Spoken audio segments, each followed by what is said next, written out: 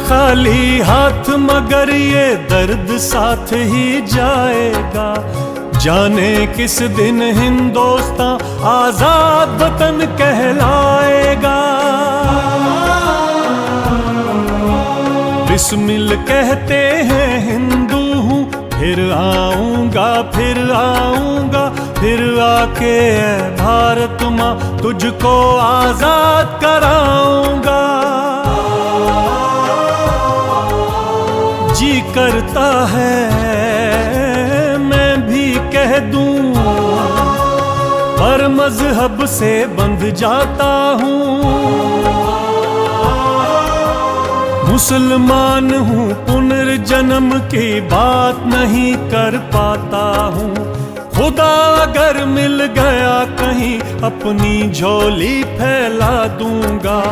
जन्नत के बदले उससे मैं पुनर्जन्म ही मांगूंगा। अच्छू मियाँ ने ये कहलवा भेजा है कि आप सबसे काम लें। अम्मा, अल्लाह ने चाहा तो ये मुसीबत और परेशानियों के दिन जल्द खत्म हो जाएंगे और अच्छू मियाँ इंशाअल्लाह साथ खैरियत के घर वापस आ जाएंगे। आमीन सुम्मा आमीन। इंसाफ का मुकदमा कौन सी अदालत में चल रहा है? इंसाफ का क्या मतलब? आप इन्हें जानते नहीं? क्या बात कर रहे हैं साहब, आपने हमारा इनसे तारुफ तो कराया ही नहीं। ये अशफाकुल्ला खां और ये सचिंद्रनाथ बख्शी, क्या आप एक दूसरे को जानते नहीं? और उधर लखनऊ जेल में सबकी नींद उड़ी हुई थी, मगर कुछ लोग ऐसे भी थे जो मजे ले रहे थे।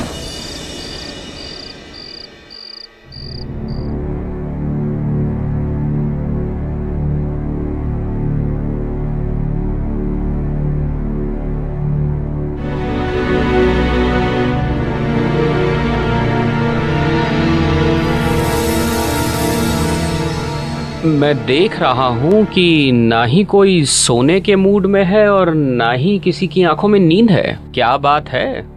आज 5 अप्रैल 1927 है, इसलिए किसी को नींद नहीं आ रही है। ऐसा क्या है इस 5 अप्रैल में? आप भी बहुत भोले हैं राम प्रसाद जी। कल हमारी किस्मत का फैसला होने वाला है अदालत में, इसलिए किसी को आज नींद नहीं आ रही है। भाई अगर ऐसी बात है तो मैं चला सोने। अरे अरे, कोई नहीं सोएगा। अरे भाई मुकंदी लाल, तुम्हें क्या हुआ? हुआ तो कुछ नहीं है, होगा तो अब रोशन भाई। हम लोग कल होने वाले फैसले के ऊपर आज रात एक नाटक करने जा रहे हैं।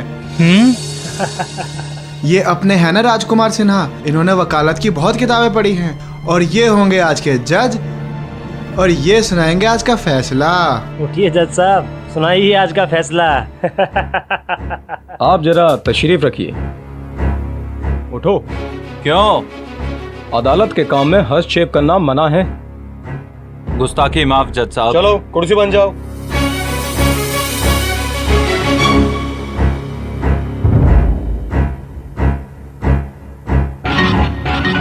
Order order order. मां बदौलत ने पूरे केस को बड़ी संजीदगी से देखा। दोनों तरफ के वकीलों की जिरह को गौर से जांचा परखा, गवाहों के बयानात और मूल जमीन की सफाई को भी पूरी तवज्जो से सुना।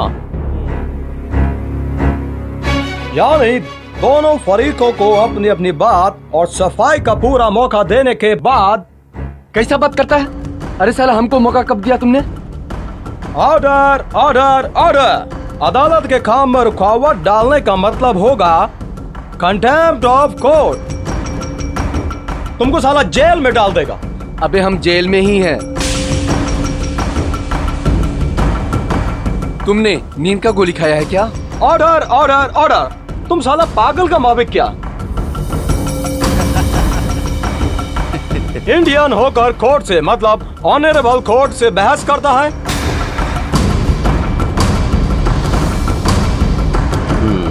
इस बात पर हम तुमको काला पानी दे सकता। जज साहब, अब अपना फैसला सुना ही दीजिए। सुनाटा है सुनाटा है। हाँ तो सब लोग बिल्कुल खामोशी से फैसला सुने। राम प्रसाद बिस्मिल ऑफ शाहजहांपुर, अदालत तुमको बराबर कसूरवार पाया। तुमने सरकारी खजाना लूटा, डकैती की कई वारदातें भी अंजाम दी, नौजवानों को गुमराह किया और रहम दिल ब्रिटिश हुकूमत के खिलाफ युद्ध मतलब वार का ऐलान किया। इस वास्ते अदालत इस नतीजे पर पहुंची कि तुम्हारा जीवित रहना खतरनाक है। इस वास्ते अदालत तुमको सजाए मौत सुनाता है। इसके बाद राजेंद्र नाथ लाहिड़ी ऑफ बंगाल, जो पहले बंगाल फिर बनारस में काफी गड़बड़ कर चुका है। उसके बाद यह आदमी राम प्रसाद के साथ और बिगड़ गया। उसने कत्ल और डकैती जैसा जुर्म भी किया। फिर भी अदालत दयावान होने के नाते राजेंद्र नाथ लाहिड़ी को सजाए मौत सुनाता है। इसके बाद रोशन सिंह ऑफ शाहजहांपुर का हम पूरा केस देखा। चूंकि रोशन सिंह बमरोली वाली डकैती में शामिल नहीं था, इसलिए खतरनाक नहीं हो सकता। उन्हें इस वास्ते इसे हम पूरा 5 साल की कड़ी सजा सुनाती है। जज के बच्चे, तेरी हिम्मत कैसे हुई मुझे सजा सुनाने की? तुझे जज किसने बनाया? औरों को फांसी की सजा और मुझे 5 साल?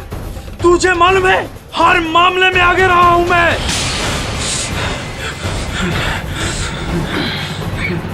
जज साहब से मेरी दरखास्त है कि सेठ रोशन सिंह से अनजाने में या भूल से अदालत की मानहानि हुई है, जिसके पेश नजर इसकी सजा में 15 दिन की जेल की मियाद और बढ़ा दी जाए।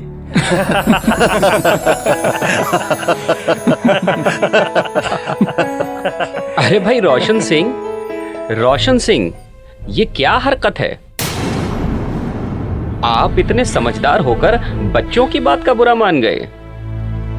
चलिए काम करिए, अपना दिल न तोड़िए, मेरे हिस्से की सजा ले लीजिए। मुझे किसी दूसरे के हिस्से की सजा नहीं चाहिए, मुझे अपने हिस्से की फांसी चाहिए। मैं कोई चोर डाकू नहीं हूं, मैं एक क्रांतिकारी हूं, एक देशभक्त हूं। जहां सब मजाक हो रहा है। वंदे मातरम, वंदे मातरम, वंदे मातरम, वंदे मातरम। इसे कहते हैं जाबाजी, जो अपने आप को देश पर कुर्बान करने के लिए आगे आते हैं। हाँ, और वो सुबह भी आ गई। चलो शासन, खड़े चलो, आगे आगे हो जाओ, चलो।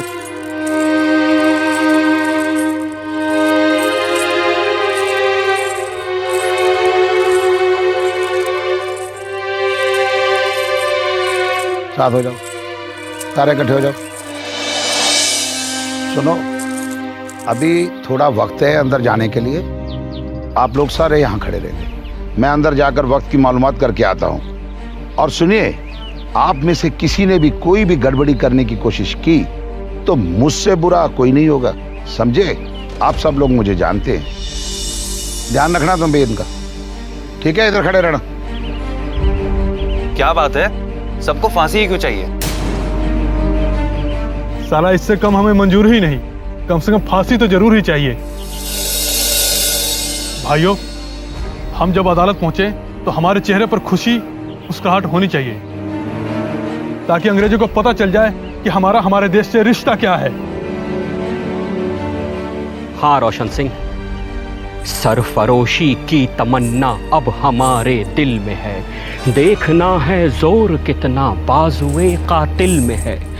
वक्त आने दे, बता देंगे तुझे ऐ आसमां, हम अभी से क्या बताएं क्या हमारे दिल में है। आप सबने सुना? मुझे खबर मिली है कि जेल में फांसी की 3 कालकोठरियों की सफाई का हुक्म आया है। मतलब आज 3 लोगों को फांसी होगी। क्या बात है राजकुमार सिन्हा, इतने उतावले क्यों हो रहे हो? आज ऐसा कुछ नहीं होगा। हाँ, हो सकता है कि आज फांसी का ऐलान हो जाए। वही तो मैं कहने जा रहा था। मैंने सुना है कि राम प्रसाद बिस्मिल जी और अशफाकुल्ला भाई के बाद तीसरा नाम मेरा है। ये मूंग और मसूर की दाल। इस बात पर फांसी होगी इनको? भाई जरा कोई पूछे इनसे। कुछ ही देर में अदालत शुरू हो जाएगी। आप भी होंगे, हम भी होंगे। हाथ कंगन को आरसी क्या और पढ़े लिखे को फारसी क्या। आप ठीक कहते हैं, पर अदालत के फैसले के बाद हम कौन सा गीत गाएंगे? ये फैसला अभी कर लिया जाए तो उचित रहेगा। साथियों, मैंने फैसला कर लिया है कि मैं काजी नजरुल इस्लाम का वो मशहूर गीत गाऊंगा। ऐ शिकल परा छल मादेर, ऐ शिकल परा छला। इसका मतलब हमारा बेड़िया पहनना केवल एक छल मानो धोखा है। बहुत सुंदर गीत है ये नजरुल इस्लाम का।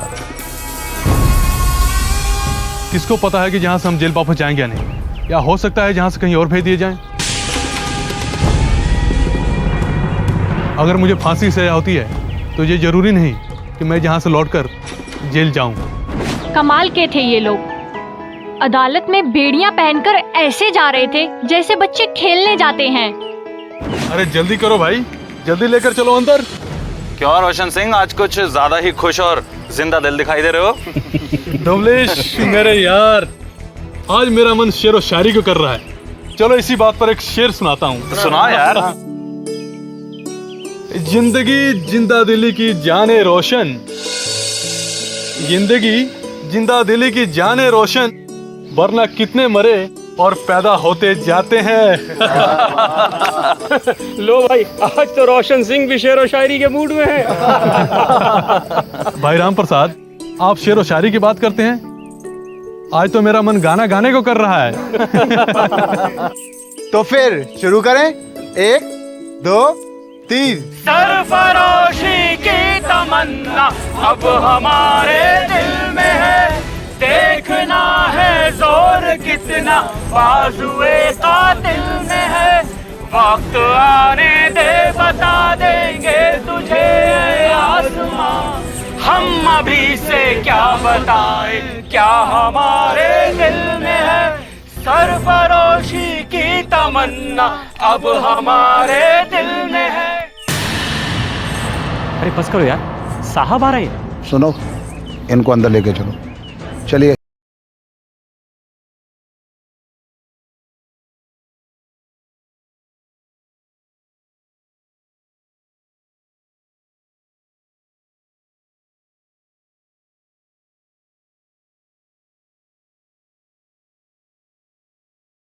हाँ, जब रामप्रसाद बिस्मिल अपने साथियों के साथ 6 अप्रैल 1927 को सेशन कोर्ट जो कि लखनऊ के रिंग थिएटर में चलाया जा रहा था, तो उसके बाद क्या हुआ? तारीख फैसला सुनने में इंकलाबियों के रिश्तेदार भी थे, सरकारी वकील भी थे और इंकलाबियों के वकील भी थे। जज के अदालत में आते ही सन्नाटा छा गया। और वो दोनों मुखबिर यानी अप्रूवर्स उस दिन अदालत में मौजूद थे? हाँ, वो दोनों भी मौजूद थे। वो लोग अलग बेंच में बैठे हुए थे, यानी बनारसी लाल और इंदु भूषण मित्र। जज की कुर्सी पर बैठते ही सन्नाटा छा गया। जज ने कम लफ्जों में सरकार के खिलाफ साजिश की बात कही और ये भी कहा कि साजिश में जो जो लोग शामिल थे उनके ऊपर जुर्म साबित हो चुका है। पूरा का पूरा फैसला तकरीबन 115 पेजों का था। जज ने 1-2 पेज पढ़े और सीधा जजमेंट सुना दी। जज ने अल्फाबेटिकली ऑर्डर में पहले सबके नाम पढ़े और बाद में उनकी सजाएं पढ़कर सुनाई। मैं लिख कर लाया हूं, सुनो। भूपेंद्र नाथ सान्याल 5 साल की कैद, राम प्रसाद बिस्मिल, राजेंद्र नाथ लाहड़ी और ठाकुर रोशन सिंह को फांसी। सचिंदर नाथ सान्याल को ताहयात काला पानी। मनमथ नाथ गुप्त को 14 साल की बामुशक्कत। योगेश चंद चटर्जी, गोविंद चरणकार, मुकंदी लाल, राम किशन खत्री और राजकुमार सिन्हा को 10-10 साल। सुरेश चंद्र भट्टाचार्य और विष्णु शरण दुबलिश को 7-7 साल। राम दुलारे त्रिवेदी, प्रेम कृष्ण खन्ना और रामनाथ पांडे को 5-5 साल की सजा पढ़कर सुनाई गई। और हाँ, जो सरकारी गवाह थे ना, अपने बनारसी लाल, उनको 5 साल की कैद सुनाई गई। अजीब मामला है यार। काकोरी रेल डकैती में सिर्फ 10 लोग शामिल थे और सजाएं उससे 2 गुने लोगों को मिली। अच्छा, सजाएं सुनकर उन लोगों पर क्या बीती? कुछ भी नहीं, ये तो फक्र से फूले नहीं समा रहे थे। राम प्रसाद बिस्मिल ने खामोशी और सुकून से अपना फैसला ऐसे सुना जैसे कि वो जानते थे कि उनको फांसी की सजा सुनाई जानी है। और बाकी लोग वो भी खामोश रहे। ठाकुर रोशन सिंह की अंग्रेजी जरा कमजोर थी। अपना नाम सुनने पर उन्हें ये तो पता चल गया था कि उनका फैसला सुनाया जा रहा है। फैसला सुनने के बाद उन्होंने अपने बगल में खड़े दुबलिश से पूछा, भाई 5 इयर्स के अलावा जज ने जो कुछ भी कहा उसका क्या मतलब है? दुबलिश ने यहाँ भी रोशन सिंह से मजाक करने की कोशिश की होगी। हाँ, दुबलिश ने रोशन सिंह की कमर में हाथ डाला और धीरे से मुस्कुराते हुए कहा, आपको भी पंडित जी और लाहड़ी के साथ फांसी की सजा सुनाई गई है। इस पर रोशन सिंह खुशी के मारे उछल पड़े और कहने लगे, हमने तो जिंदगी का आनंद खूब उठा लिया, अगर मौत आ भी जाए तो कोई गम नहीं। और पलटकर राम प्रसाद बिस्मिल से कहा, क्यों पंडित जी, अकेले अकेले जाना चाहते थे? ये ठाकुर आपका पीछा छोड़ने वाला नहीं। अच्छा, फिर उस पर बिस्मिल क्या बोले? इससे राम प्रसाद बिस्मिल की आंखें भर आईं। उन्होंने आगे बढ़कर ठाकुर रोशन सिंह को गले लगा लिया और ये कहा कि आप जैसा बड़ा भाई ईश्वर हर किसी को दे। आप कुर्बानी में हम सब से आगे हैं। की तमन्ना अब हमारे दिल में है, देखना है जोर कितना बाजुए का दिल में है। आने दे बता देंगे तुझे आसमां, हम अभी से क्या बताएं क्या हमारे दिल में है। बनवारी, बाहर जाके देखो वो जो जेल ले जाने वाली लारी है वो बाहर खड़ी है कि नहीं खड़ी है। और हाँ सुनो, वहां जाकर ये देखना कि बाहर जो कोई पब्लिक के तो नहीं खड़ी है। हाँ चलो दौड़ के जाओ। दोस्तों, मुझे ये नहीं पता कि हम तीनों को कहाँ रखा जाएगा। अरे मुझे तो ये तक नहीं पता कि हम सब बाद में मिल पाएंगे या नहीं। लेकिन इस वक्त मुझे अशफाक उल्लाह का एक शेर याद आ रहा है। दरो दीवार पे हसरत से नजर करते हैं, खुश रहो अहले वतन कि हम तो सफर करते हैं।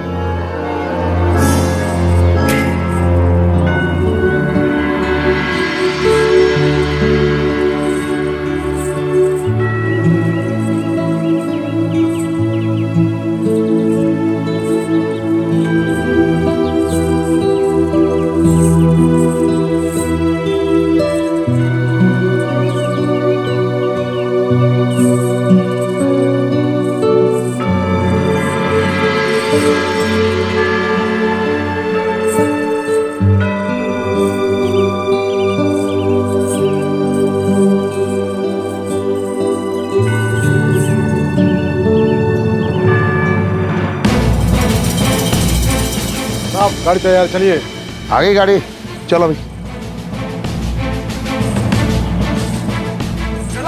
जिंदाबाद जिंदाबाद जिंदाबाद जिंदाबाद जिंदाबाद जिंदाबाद जिंदाबाद जिंदाबाद।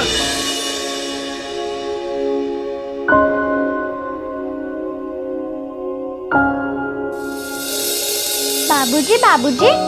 हाँ बेटी। आपसे कोई मिलने आया है। क्या नाम है उनका? कहते हैं नाम भानु है और बनारस से आया हूँ। और बाबू शिव प्रसाद गुप्त जी ने भेजा है। समझ गया बेटी, वो हमारे शुभचिंतक हैं। जाओ उन्हें अंदर ले आओ। जी बाबूजी।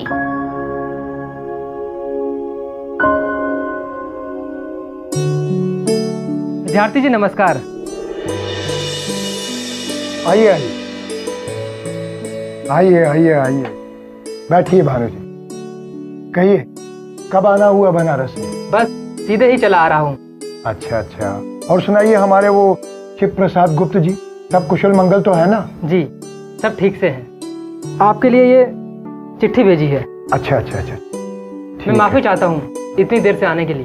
अरे कैसी बात करते हैं आप तो हमारे भाई समान हैं। आराम से रहिए और हाँ, खाना वाना खाकर जाइएगा। एक बार फिर से माफी, मैं खाना वाना खाकर आया हूँ। जो फैसला अदालत ने राम प्रसाद बिस्मिल और उनके साथियों के लिए सुनाया है, उससे बाबू शिव प्रसाद गुप्त जी को बड़ा धक्का लगा है। सबको बड़ा धक्का ही लगा है, छोटा किसे लगा है? राम प्रसाद बिस्मिल और दूसरे साथी कहाँ हैं इन दिनों? सजा सुनाने के बाद राम प्रसाद बिस्मिल को गोरखपुर जेल राजेंद्र लाहिड़ी को गोंडा और ठाकुर रोशन सिंह को इलाहाबाद जेल भेज दिया गया। बाकी के क्रांतिकारियों को भी इधर उधर की जेलों में डाल दिया गया। परसों के मुकदमे में अशफाक उल्लाह को भी फांसी की सजा सुना दी गई है और बख्शी को आजीवन काला पानी। हाँ, अशफाक के मुकदमे का फैसला भी सबके लिए एक बड़ा झटका है। 13 जुलाई को यानी परसों सुनाए गए उनके फैसले में अशफाक को फांसी और शचेंद्र नाथ बख्शी को काला पानी। कोई काशी में बता रहा था कि अपनी फांसी की सजा सुनकर अशफाक मुस्कुराते रहे, बिल्कुल नहीं घबराए। अशफाक कभी घबराने वालों में नहीं रहे। उन्होंने बार बार साबित किया है असल पठान क्या होता है। सही कह रहे हैं आप। विद्यार्थी जी, मेरे लिए कोई और सेवा? बस धन्यवाद। और हाँ, शिव प्रसाद गुप्त जी से हमारा नमस्कार कहिएगा। जी, अब मुझे आगे दीजिए, मैं चलता हूँ। जी धन्यवाद।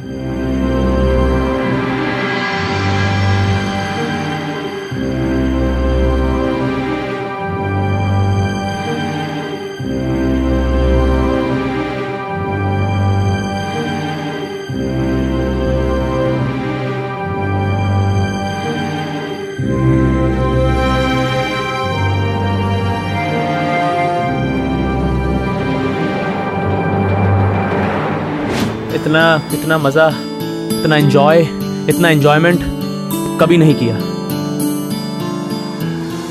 आओ यहाँ बैठो। को तो फुर्सत ही नहीं होती हमसे बात करने की। अरे यार, ऐसा क्यों बोल रहा है? और क्या यार, बिल्कुल सही यार। टाइम ही नहीं है तेरे पास बात करने के लिए। खूब टाइम रहता है। अच्छा स्वाति, ये बता और क्या चल रहा है? बढ़िया यार। अच्छा वो सब छोड़ यार, ये बता कि फिर क्या हुआ? अशफाक की फांसी की सजा 13 जुलाई 1927 को तय कर दी गई। फिर क्या हुआ? उसके बाद हुआ ये कि 16 सितंबर 1927 की तारीख उन चारों को फांसी पर लटकाने के लिए तय की गई। पूरे इलाके में, जो अब उत्तर प्रदेश कहलाता है, कोहराम मच गया। अखबारों में खतूत छपने लगे, लोगों में गम और गुस्सा साफ दिखाई देने लगा।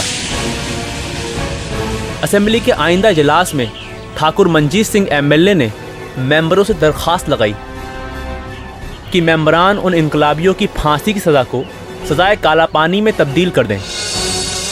उन दिनों असेंबली का इजलास चल रहा था, इसलिए मेंबरान को खत लिखकर सिफारिश की गई कि उनकी फांसी की सज़ा को टाल दिया जाए।